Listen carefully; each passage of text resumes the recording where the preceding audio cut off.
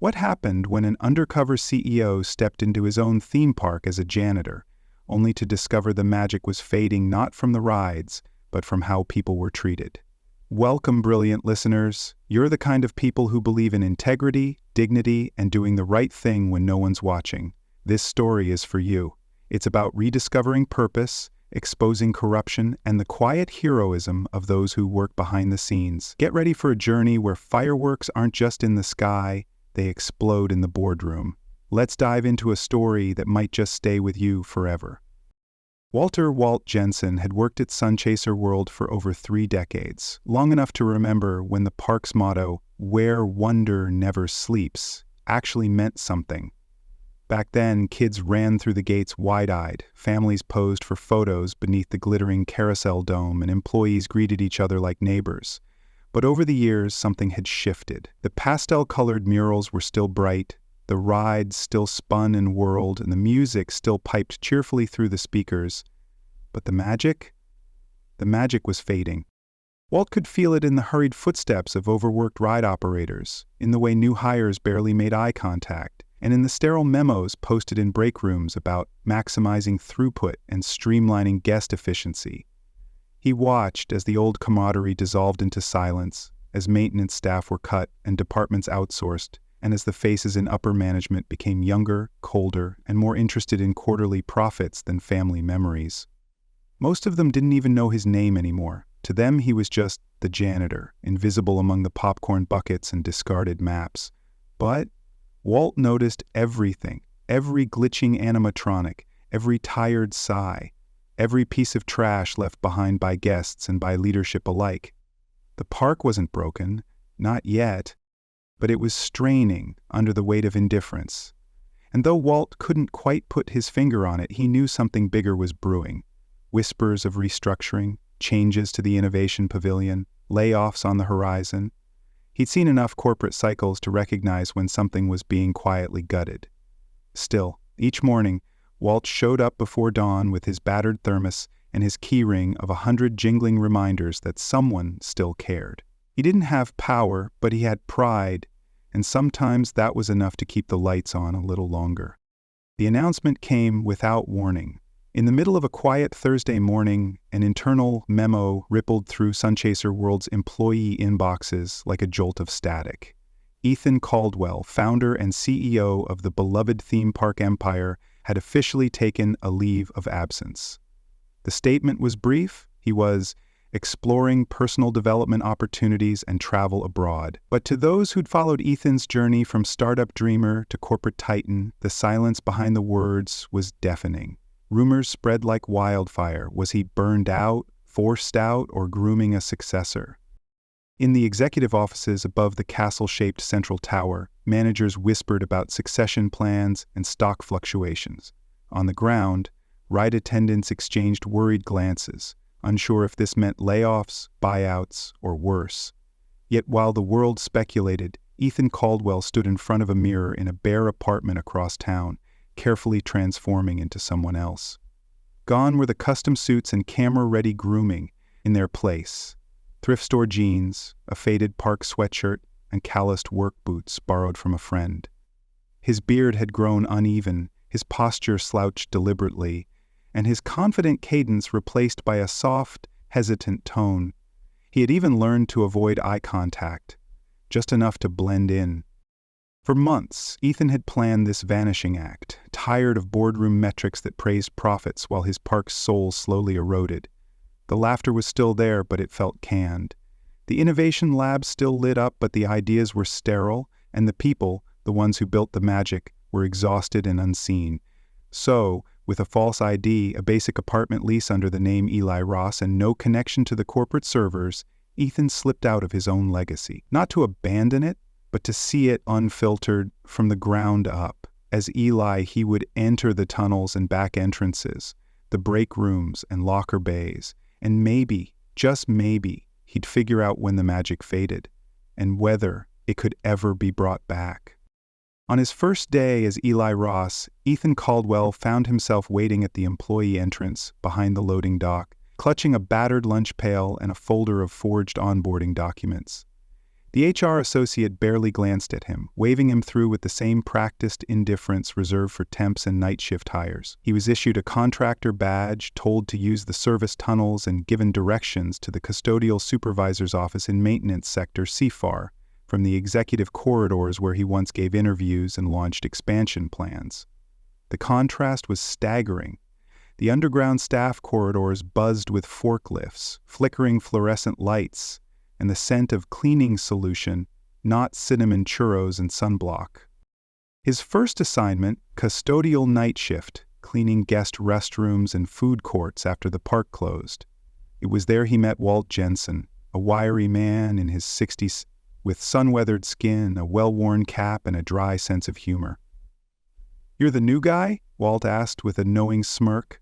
"Hope you brought knee pads. We clean more than just spills down here." Walt's handshake was firm, his tone kind, and his gait purposeful as he guided Eli through the network of service tunnels, supply closets, and janitorial zones most guests and executives would never see. Unlike the cold efficiency of the boardroom, this world ran on experience and intuition. Walt knew every creak in the ride track, every supervisor's quirks, and every shortcut through the underground. Eli listened closely, pretending to be new to everything while silently absorbing the rhythm of the workforce he'd once claimed to lead. What struck him most wasn't the physical toll, it was the invisibility. Employees like Walt moved unnoticed through the shadows of the park, fixing, scrubbing, hauling, keeping the dream alive without recognition. And as Eli rolled his mop cart past the base of the enchanted wheel, he realized something deeply unsettling. In all his years as CEO, he'd never once walked this hallway, never smelled this chemical musk, never seen the lockers lined with family photos and prayer cards. This was the heartbeat of the park, and he had missed it entirely. As Ethan settled into his new role, the glossy illusion of Sunchaser World began to fracture before his eyes. On the surface, the park still sparkled, rides spun, parades danced, and fireworks dazzled nightly crowds. But beneath that carefully curated joy, Ethan began to see the strain in the system. The ride operators, once cheerful ambassadors of the brand, moved with robotic fatigue. Custodial staff worked double shifts with outdated equipment. Maintenance requests were ignored until something broke in front of guests. And worst of all, the air of camaraderie that once defined the park had curdled into quiet resignation. One evening, while restocking toilet paper in the restroom near the Innovation Pavilion, Ethan overheard a confrontation between Chloe Rivera, a soft-spoken systems engineer in her late 20s, and her team lead Bradley Knox. Chloe had developed a new safety override system for the park's aging roller coasters, technology that could have saved thousands in liability and maintenance, but Knox belittled her in front of others, dismissing her concerns and demanding she know her place. Later, Ethan saw Chloe's work printed on Knox's desk, branded with his name, prepared for presentation to the board. No credit, no acknowledgement, just stolen brilliance. Walt, ever perceptive, noticed Ethan's simmering reactions to moments like these. Over a late-night coffee break, he shook his head and said, "Used to be, we looked out for each other. Now, everyone's just trying not to get noticed, because getting noticed means getting replaced." He told Ethan about benefits quietly disappearing, about departments being consolidated, and about how even long-timers were now afraid to call out sick. Meanwhile, Ethan kept observing. Executives walked past employees without a word. HR's open door policy was just a sign on a locked door. The same innovation lab he'd once launched with pride had become a sterile pressure cooker where ideas were exploited and voices silenced. The worst part? No one seemed surprised. It was just how things were now. For years, Ethan had trusted numbers, surveys, KPIs, earnings reports, but here, among the mop buckets and vending machines, the truth was undeniable. The magic hadn't faded. It had been slowly suffocated by arrogance, neglect, and the kind of leadership he had unwittingly empowered. The illusion of safety cracked when Tyler Nguyen, a young janitor with barely 6 months on the job, was fired without warning. The accusation? Theft of a tablet from the marketing department, a laughable claim, considering Tyler had never set foot in their offices.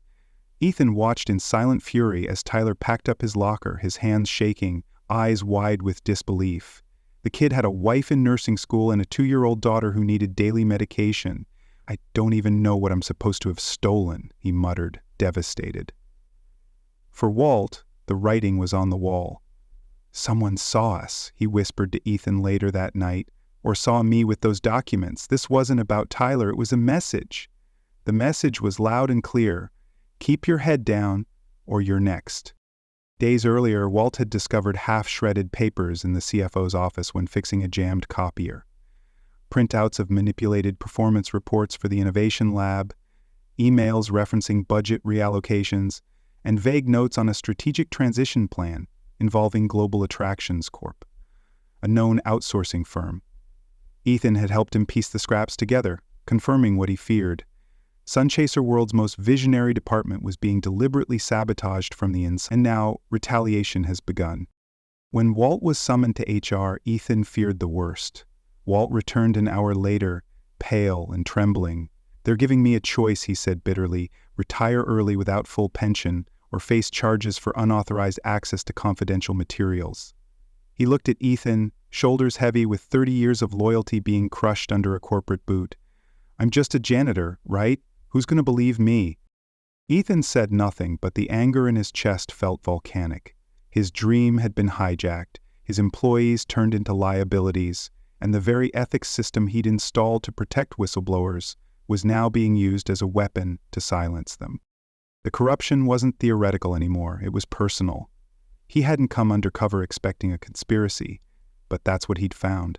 Now, with Walt's job on the line and the innovation team hanging in the balance, Ethan knew that observing wasn't enough. It was time to act. But he couldn't act recklessly. He'd need proof. Ironclad, undeniable proof before they buried it all. Determined to expose the rot festering at the heart of Sunchaser World, Ethan took the next step. He began documenting everything. He contacted Naomi Delgado, his former executive assistant and one of the few people he still trusted. Without asking too many questions, Naomi quietly provided access to an outdated security badge and a covert recording device embedded in what appeared to be a standard maintenance ID tag. It was a relic from a now-defunct product prototype, but perfect for what he needed, to capture the truth without alerting those orchestrating the sabotage. Ethan wore the badge like any other worker, blending back into the underbelly of the park with practiced invisibility. Each night, he and Walt coordinated their efforts. Walt, now unofficially retired but still showing up under the radar, helped Ethan identify key offices, after-hours meetings, and sensitive documents left carelessly in shred bins or unlocked drawers. They operated like ghosts, emptying trash bins in executive suites, while CFO Rex Dalmar and Operations Director Monica Trent discussed streamlining strategies that all but confirmed the intent to gut the innovation lab. Ethan recorded everything: hushed conversations about performance metrics being artificially suppressed, references to prearranged contracts with Global Attractions Corp., even thinly veiled mentions of bonuses and kickbacks. What chilled Ethan most were the recorded details of how long this had been in motion. Contracts had been drafted months before any decline in the innovation division was even reported. The sabotage had been methodical, and the paper trail carefully crafted, except for one variable they hadn't accounted for: a janitor who used to run the company. Despite the urgency, Ethan was deliberate. He knew the evidence needed to be airtight. One mistake, and it could all be dismissed as a rogue CEO's delusion. So he compiled a dossier: emails, voice recordings, budget reports, and photos of charts with forged data. Walt reviewed each piece with him, offering context and corroborating the timelines. "You sure this'll be enough?" Walt asked one night in the storage room, voice low. "More than enough," Ethan replied, "but now we need the right moment to use it." Because exposing the truth wasn't just about documentation, it was about impact, and the quarterly board meeting was just days away. Friday arrived with the kind of polished tension only corporate theater can conjure. The quarterly board meeting was set in Sunchaser World's executive tower, inside a glass-walled boardroom designed by Ethan himself 5 years earlier, a space once meant to represent transparency and collaboration. Now, It was a stage for reckoning. Ethan, still in his janitor's uniform and armed with his custom badge, recorder, and a flash drive full of evidence, waited just outside the room with Walt, whose normally steady hands trembled slightly as he straightened the collar of his borrowed blazer. "You ready?" Ethan asked. Walt nodded, though his face said otherwise. "Not sure I ever expected to clean a house like this," he said with a strained chuckle.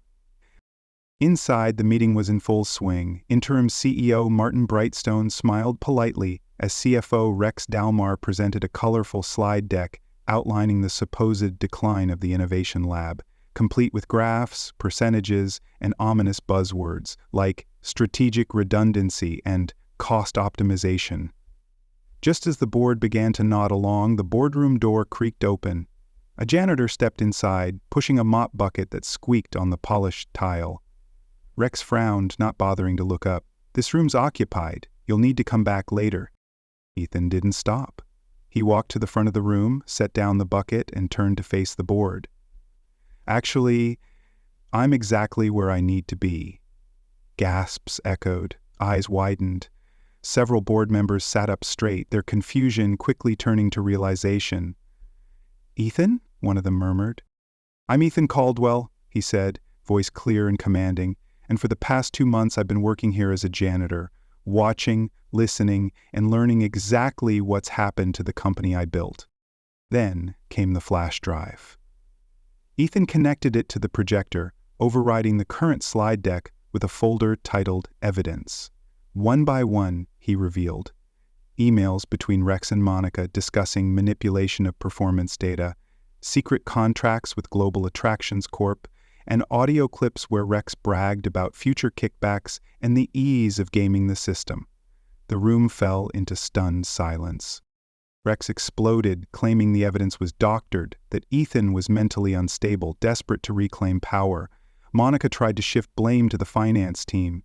But then Ethan introduced Walt, his whistleblower and partner. This man noticed what no one else dared to speak up about, and for that, he was nearly silenced. Board chairwoman Elaine Garver, visibly shaken, called for an emergency vote. By the end of the hour, Rex, Monica, and 2 other implicated executives were suspended pending a full investigation. The outsourcing deal was dead, and Sunchaser World had just witnessed the return of its founder, not as a CEO looking for control, but as a man fighting for its soul. In the days that followed the boardroom reckoning, Sunchaser World began to feel different. Like a long-forgotten melody was slowly returning to the air. Employees walked the tunnels with a little more energy in their steps, and even the custodial break room buzzed with cautious optimism. Ethan, now freshly shaven and back in a suit, though notably less tailored and flashy than before, addressed the entire company from the park's grand atrium. His speech was streamed to every break room, operations center, and ride maintenance bay. He spoke not as a CEO, but as a man who had been humbled, who had listened, and who had seen his legacy from the bottom up. "This place was never about numbers or growth charts," he said. "It was about people, those who sweep the popcorn, design the rides, and keep the magic alive long after the last guest goes home." With the corrupt executives removed and the outsourcing deal terminated, Ethan announced sweeping reforms. The ethics hotline would be restructured and monitored by an independent committee with real teeth. HR would report directly to the board and include employee representation at every level. And most importantly, he was stepping down as CEO. The room gasped. His replacement would be Naomi Delgado, the same trusted assistant who had quietly helped him go undercover. She was known throughout the company for her empathy, integrity, and deep understanding of park operations. "Naomi leads with heart and purpose," Ethan said. "She's the future of this company." As applause filled the atrium, Ethan had one final announcement. "We're creating a new role, head of employee advocacy, a voice for every worker in this park, from the maintenance crew to the popcorn vendors." Then he turned toward the crowd and introduced the new appointee, Walt Jensen. Stunned, Walt approached the podium, awkward in his new sport coat but standing tall. The cheers that erupted weren't just for a man, they were for a reminder that decency still mattered, those voices could still be heard. and that the true heart of the park had never been the fireworks or rides, but the people who made them possible. A week after the shake-up, the park felt different, not in any grand spectacle, but in the quiet, almost imperceptible ways that truly mattered. Smiles lingered longer, supervisors made eye contact, even the background music seemed a touch more vibrant. In the newly renovated employee advocacy office, once the former CFO's lavish corner suite, Walt Jensen sat behind a desk he still wasn't sure he deserved. The view overlooked the central plaza where families laughed and balloons floated skyward, and yet Walt's eyes kept drifting back to the framed note Ethan had left on the wall. Real magic starts behind the scenes. He was adjusting slowly to the new rhythm. Meetings with HR, sit-downs with engineering staff, suggestions for overnight shift improvements. But he still showed up early with his thermos, still greeted every janitor by name, and still wore the same work boot. One afternoon, Ethan stopped by, now chairman of the board, his suit sleeves casually rolled up. The two men stood by the window watching the carousel lights blink to life. "You were right all along," Ethan said. "About magic, about people, about what matters." Walt chuckled, sipping his coffee. "I just cleaned up the mess. You're the one who brought the mop to the boardroom." They laughed. Not as boss and employee, but as partners who had survived something quietly monumental. Walt turned to Ethan. "So, what now?" Ethan looked out at the park, the guests, the workers, the pulse of something worth saving. "Now," he said, "we rebuild.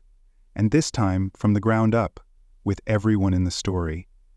As they stood side by side, two men from opposite ends of the corporate ladder, the lights of Sunchaser World glowed just a little warmer. Not because of the fireworks, but because someone had finally remembered to flip the switch backstage. The story of Sunchaser World teaches us that true leadership isn't measured in stock performance or glossy mission statements. It's measured in how leaders treat the people who make the magic happen when no one's watching. Ethan Caldwell, once a distant CEO, rediscovers the soul of his company not through data, but through the calloused hands and quiet integrity of employees like Walt Jensen. In going undercover, he learns that legacy is not built from the top down, but from the bottom up, through compassion, humility, and the courage to listen.